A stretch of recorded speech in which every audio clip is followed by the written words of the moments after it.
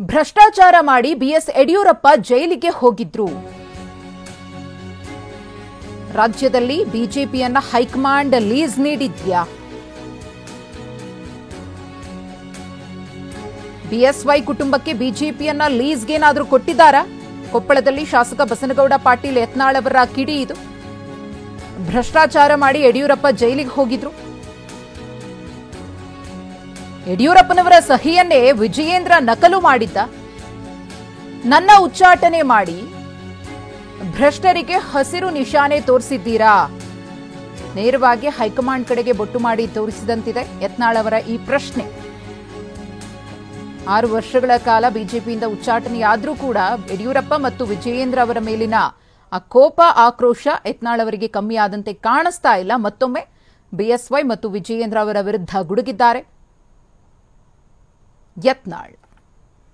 ಇದ್ರಾಗ ತಿಂದ್ರು 16,000 ಕೋಟಿ ರೂಪಾಯಿ ಲೂಟಿ ಮಾಡ್ಯಾರ ಕರ್ನಾಟಕದ ರೈತರ ಹೆಸರಲ್ಲೇ, ವೀರಶೈವ ಲಿಂಗಾಯತರ ಹೆಸರಲ್ಲೇ. ಯಾರು? ಯಡಿಯೂರಪ್ಪ ಅವನ ಮಗ. ಇದ್ರಾಗ ತಿಂದ್ರು ಕರೋನಾದಾಗ ಎಷ್ಟು ಒಂದು ಬೆಡ್ಡಿಗೆ ಎಷ್ಟು ರೊಕ್ಕ ಖರ್ಚು ಹಾಕ್ತಿಂದ್ರು. ನಾಚಿಕೆ ಮಾನ ಮರ್ಯಾದೆ ಇವ್ರಿಗಿದೆ. ನಾ ಹೈಕಮಾಂಡಿಗೆ ಕೇಳ್ತೀನಿ, ಒಂದು ಭ್ರಷ್ಟ ಮುಖ್ಯಮಂತ್ರಿ ಆಗಿ ಜೈಲಿಗೆ ಹೋಗದಂತಹ ವ್ಯಕ್ತಿ, ಅವ್ರ ಅಪ್ಪನ ನಕಲಿ ಸಹಿ ಮಾಡಿದಂಥ ಮಗ ಅಂದರೆ ನೀವು ಕೇಂದ್ರ ಹೈಕಮಾಂಡು ಇಂಥ ಭ್ರಷ್ಟ ಕುಟುಂಬಕ್ಕೆ ನೀವು ಹಸಿರು ನಿಶಾನೆ ಕೊಟ್ಟರೆ ನಾನು ಉಚ್ಚಾಟನೆ ಮಾಡೋದ್ರ ಮೂಲಕ ಅಂದರೆ ಬಿಜೆಪಿಯಲ್ಲಿ ಇವತ್ತು ಯಡಿಯೂರಪ್ಪನವರಿಗೆ ಕರ್ನಾಟಕ ಬಿಜೆಪಿ ಲೀಸ್ ಕೊಟ್ಟಿದ್ದೀರಾ ಅಥವಾ ಆ ಕುಟುಂಬಕ್ಕೇ ಮಾರ್ಕೊಂಡು ಬಿಟ್ಟಿದ್ದೀರಾ ಅನ್ನುವಂಥ ಪ್ರಶ್ನೆ ಇವತ್ತು ರಾಜ್ಯ ಜನರಲ್ಲಿದೆ.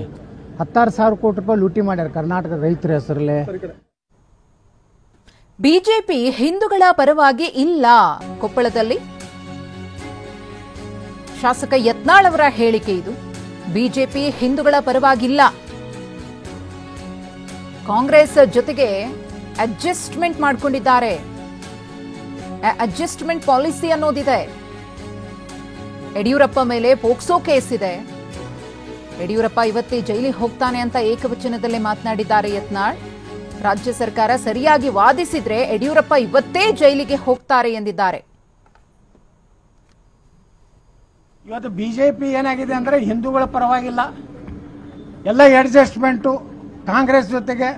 ಯಾಕಂದ್ರೆ ಯಡಿಯೂರಪ್ಪ ಮತ್ತು ಅವನ ಮಗಂದು ಸಾಕಷ್ಟು ಹಗರಣ ಅದಾವು, ಪೋಕ್ಸೋ ಹಗರಣ ಅದ. ಇವತ್ತೇ ರಾಜ್ಯ ಸರ್ಕಾರ ಕೋರ್ಟ್ನಲ್ಲಿ ಸರಿಯಾಗಿ ವಾದ ಮಾಡಿದ್ರೆ ಯಡಿಯೂರಪ್ಪ ಜೈಲಿಗೆ ಹೋಗ್ತಾನೆ.